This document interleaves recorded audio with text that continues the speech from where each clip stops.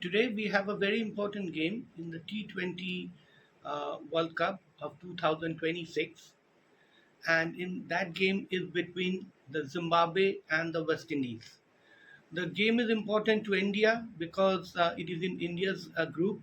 Both the teams are on India's group, and India has lost their first game, so it's a must-win win scenario for India.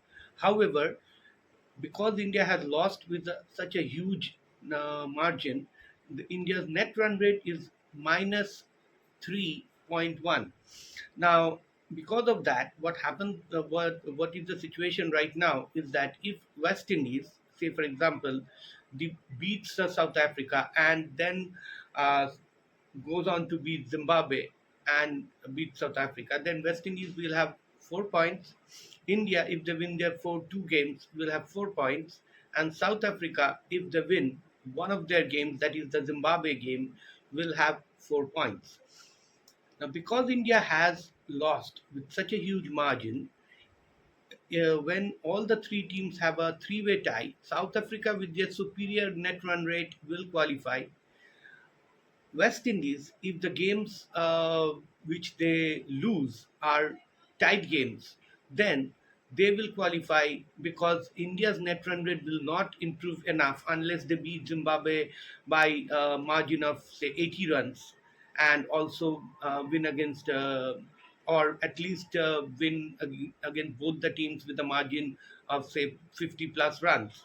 Now maybe then their net run rate will improve. However, if West Indies beats South Africa and Zimbabwe, their net run rate will improve as well, and so it will be a very tight mathematical scenario in that case. So we will have to find out that what exactly happens at the end of the all the fixtures. But as of now, um, the Zimbabwe West Indies game will be very important. West Indies are the favorites. However, Zimbabwe can be written off because Zimbabwe has done well in this tournament. They are unbeaten, and they probably has a little unpredictable side who are playing quite well. Their opener Bennett is Ryan Bennett, I think his name is. He's yet to get out, and they are putting good scores at the top of the at the top. Their openers are scoring runs. Then Sikandar Raza, their captain, who is the most experienced player in that squad, is in good form. The bowling, the spinners have done well.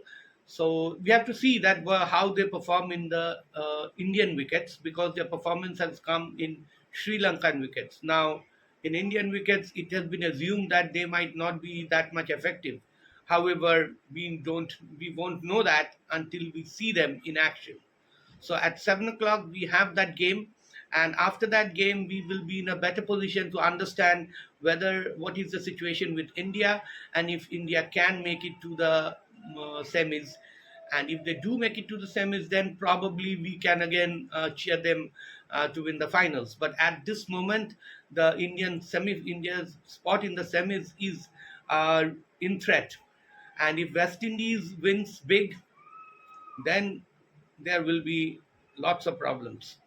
There will be a lot of fear that if West Indies win big and South Africa loses against West Indies, and I have seen some of the social networks, it is always people are saying that West Indies is going to lose. South Africa is going to lose. I mean, deliberately to ensure India gets knocked out. Now, those kind of black hat strategies, tactics, we do see from time to time in cricket and football, but well,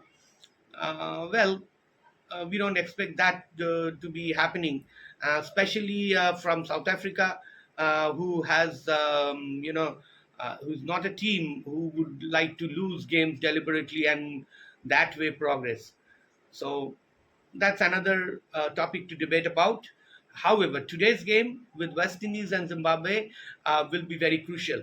As far as the West Indies is concerned, when they started this tournament, it was thought that they have a weak bowling attack. but they have done well with their bowling. Their spinners have done well. They have done well with their seamers.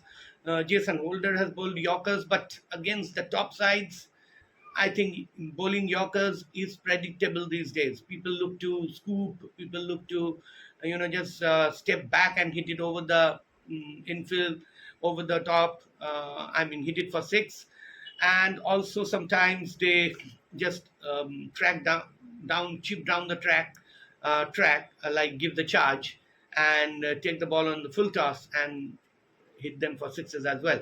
We have seen that problem happening with Jason Holder in IPLs. So will it happen in this game, in the games which will be played in this Super 8 clash? Yet to be seen. As far as the West Indies batting is concerned, it is also dependent on a few batters scoring, going with a high strike rate.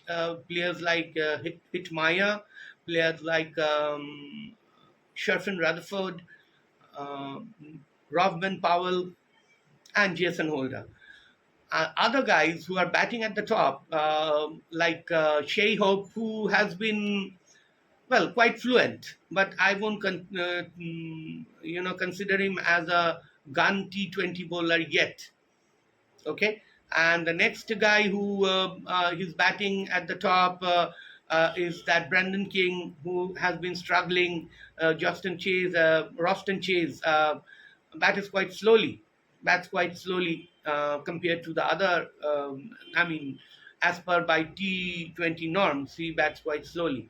So, and that's why we saw in a Eden Garden wicket, they just got to 160 odd, where even if and there were some hits towards the end by Rutherford, which took them to 160. Otherwise, they might have fell short of around 150. So that's why we don't know with the West Indies side. It's always a little unpredictable. Sometimes they do well, sometimes they don't. So we don't know how they are going to perform. So it will be a very interesting match. So let's hope that the results. It's a thrilling game, and we enjoy it. And we will talk again before rather the India Zimbabwe tie on Thursday. Till then, this is Arjun signing out. Thank you.